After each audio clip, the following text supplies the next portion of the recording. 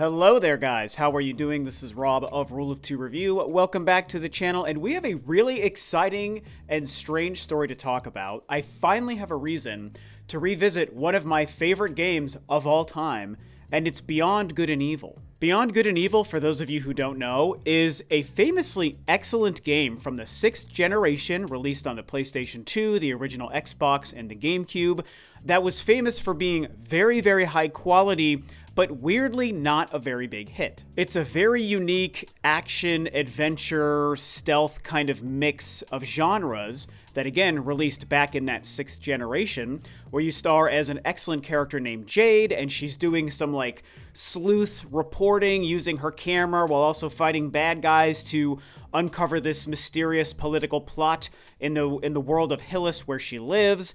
And she's got a fantastic sidekick character named Paige the Pig, and it's just a game that, to me, I have adored since it first released. I still own my GameCube copy. I was actually working for GameStop at the time that this game released, and it's probably one of my top 10 favorite games of all time. If I really sat down to whittle that list down to a comfortable 10 games, there was a fantastic chance this game would make it on that list. And like I said, it's a strange case of a game that grew in popularity over the last 2 decades. But at the time it released, like I said, it wasn't a huge hit. In fact, I remember from my time working as an assistant manager for GameStop back in the 6th generation, 2002 to 2005. It was a great time to work for the company, my favorite job I've ever had. I was in my early to mid 20s, and it was just great. But Beyond Good and Evil, I remember the E3 it first appeared. It showed up in all of the magazines that would cover E3 the month after, because that's how we got E3 news at the time. It wasn't up to the second on our phones and on Twitter and on YouTube. It was you had to wait the following month for all of the different video game magazines to release their coverage of E3.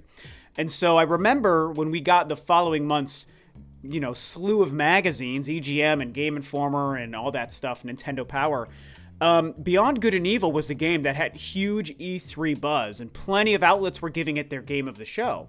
And then by the time the game finally released, later in 2003, I remember that within probably a month, we dropped the game from the full price of $49.99, which was the standard video game price at the time, down to $20, $19.99 on all 3 platforms. It is the only time in my 3 years working in the video game retail world where I remembered that happening, and I was like, this game is amazing and everyone is talking about it, but it did apparently so poorly that they reduced the price by $30 in literally just a couple of weeks. Now, of course, one of the most relevant topics when it comes to the Beyond Good and Evil sort of universe, if you want to call it, is the fact that many years ago, the sequel was finally announced after like 10 years of mystery and teases and leaks and stuff. And it was revealed, and it was this weird thing where they were doing this like online persistent world, and initially Paige was a part of it, but Jade wasn't, and then there was a trailer and some gameplay kind of behind the scenes stuff they revealed sometime down the road, and then Jade was revealed to be a part of it, which didn't make sense because I think they were telling us it was supposed to be a prequel. It was very weird and mysterious. It wasn't the game that we wanted it to be, but there was still excitement around it. And it's a game I would love to see finished and released simply because I want to see anything else in this world, even though I would prefer to just have a single-player Jade-focused sequel. I'm up for anything, man. Release this game. But it's basically gone dead silent. There's a lot of reasons to believe that that game, in the version that we saw, is probably scrapped. Michel Ancel, who's the creator of the franchise, has left Ubisoft and I think left the gaming industry entirely. So no one knows what's going on with the sequel, but that brings us to this crazy new update about the new version of the original game. So what happened is yesterday, and again, I love being able to talk about this because just talking about Beyond Good and Evil, I haven't been able to do that on the YouTube channel for like 5 freaking years, right? So what happened yesterday is out of nowhere, it was leaked on, I guess, the Xbox website that there was a 20th anniversary edition with updated graphics and screenshots that Wario64 tweeted about. It was made live temporarily on the Xbox store, and this also follows rumors of the 20th anniversary version of this game from several months ago. In fact, going into the most recent Nintendo Direct, a lot of us thought that maybe we were going to see it revealed there because there was already rumors about the 20th anniversary edition, but it didn't show up at the Nintendo Direct, and we didn't know anything about the game, and it kind of fell off of everybody's radar. And then yesterday, all of a sudden, it showed up and apparently was even temporarily available to play on Ubisoft Plus. So let's talk a little bit about what Wario64 found and the blurb from the website, and then the eventual confirmation of this game existing. So Wario64 again tweeted, Beyond Good and Evil 20th Anniversary Edition was listed on the Xbox Store yesterday with a link. There was also a descriptive text direct from Ubisoft about what this was, and he copies and posted here.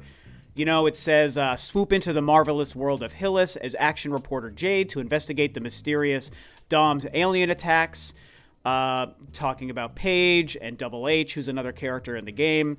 Here's some of the more interesting stuff. Embark on this epic adventure in up to 4K 60 frames per second with improved graphics, controls, and audio, along with brand new auto-saved and cross-save features. They go on to talk a little bit more about the story, the gameplay, they're adding achievements and a speedrun mode, which is very weird to me, but fine.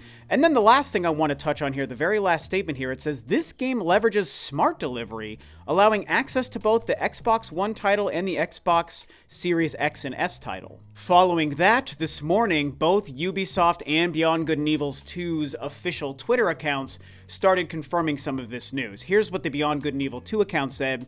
It said, well, looks like the cat's out of the bag, dagnabbit. Happy 20th anniversary to Beyond Good and Evil. We cannot wait to show you more about this special edition. More news to come in early 2024. So they go on to talk a little bit more about the nature of the game and that it's not yet ready and it's going to release and be more officially revealed in early 2024. So this all happened well before they were ready. And the most important last detail I want to share with you also comes from that tweet thread where they go on to say, an early development version of Beyond Good and Evil 20th Anniversary Edition was recently released to some Ubisoft Plus subscribers by mistake. We apologize for any confusion and want to assure our community that this version is not indicative of the final game. Now, there's a whole lot to take away from a lot of this. And it's worth noting when they talk about the version that was released by mistake to Ubisoft Plus subscribers. So what a goofy thing to have messed up. I saw some screenshots floating around. In fact, Super Metal Dave, a good buddy of mine, he tweeted some of them. And there were some side-by-side screenshots of the game that almost looked worse in the 20th Anniversary Edition, which had some concern. But I think it's related to this confirmation from Ubisoft about the fact that they accidentally made an unfinished version of the game available. Again, stupid mistake, but these things happen nowadays. And they're going to re-reveal and confirm and show more of a final version after the new year, and that's also when the game should be close to coming out. So hopefully those less impressive screenshots are just the unfinished parts of the game that aren't indicative of the final product. Because again, if we look at some of these screenshots here that are official screenshots Wario64 found, we can see a vastly improved version in terms of visual quality. And they've already confirmed it's going to be up to 4K and 60 frames per second. So if we take this better looking version via these screenshots and imagine it in 4K and 60 frames per second, I think it's going to be gorgeous. So now let's talk about some more of the practicalities and the fact that as of now, based on last night's leak that has now been kind of pushed aside in favor of an official confirmation of next year for this game, we saw it only available on the Xbox Store. But I think that there's great reason to believe that this is going to be available on all platforms. I don't see why Ubisoft would take a game like this, again, a very popular, beloved game that makes no sense to be exclusive to any one console or platform, and not release it everywhere. We're going to see it on the Xbox, the PlayStation, and we're going to see it on the Switch. I'm like 95% sure it's going to be on the Switch too, which is very cool, and I'm sure it'll be available on PC as well, and maybe Game Pass or whatever is going on there. Well, with the Ubisoft Plus thing, which I don't really know anything about, maybe it won't be available on Game Pass, but for sure, all the platforms, like I said, including consoles and the Nintendo Switch. And so I think it just leaked through the Xbox Store, but I think it's for sure going to be a cross-platform game, which is very exciting for whatever platform you want. Now, as a huge fan of the game, one thing I want to talk about is the smart delivery thing that they talk about as far as the Xbox version, right, from that post. And I'm trying to figure out what that means, and I couldn't find anything confirming it one way or another. because I think we're just going to have to wait until Ubisoft tells us some more concrete details next year. But I'm imagining the HD version of the game that released like 10 years ago back on, I think, the 360. They referenced the Xbox One version. Maybe it was Xbox One. I can't remember. But I know that I own it. I have downloaded to my Xbox Series X. Whether I purchased it on the 360 or Xbox One, I can't remember. But they did release just an HD port, a version of that game, like I said, around 10 or so years ago. And it's great, but it's very much still a product of its time. It's like the 2003 game in every single way in terms of performance and controls and all of that stuff, just made HD. And that's cool, but now we have this 20th anniversary coming with all these new bells and whistles and these more significantly improved frame rates and graphics and resolutions, and they talk about smart delivery. So I wonder if that means if I was to take my current downloaded digital version that I have on my Series X, could I upgrade that to the 20th anniversary edition? Or are they talking about something else? Like maybe if you have a physical disc of the original Xbox release, is that going to be something that gets a smart delivery update? Why are they doing smart delivery? To me, it's a little bit less exciting because it makes it sound like they're not actually making and packaging a brand new version of this game as a 20th anniversary edition. They're just looking at like the digital originals of the HD release and they're just going to upgrade that, which is not really what I'd prefer. I say release it as a whole new package, and of course, I want a physical version of this game on my platform of choice. I really, really hope that this isn't just a digital release on all these different platforms, and I really hope it's not just an upgrade to the original HD port that released like 10 years ago via download only. I hope that this is something that they're putting a little bit more time and effort into. You know, just make a $60 actual separate version, independent from the HD release and the original disc version and all that stuff from years past. Just make a new version. You can sell it for full price or even a discounted price. I think most fans would pay for it. I would, certainly. And if you make a digital version of this 4K, upgraded, updated 20th anniversary edition of Beyond Good and Evil, I'm going to buy the hell out of it. To me, I'm hoping it's something like Metroid Prime Remastered, where they took the original game, they beefed it up significantly as, again, a remaster, and they release it digitally, physically, whatever.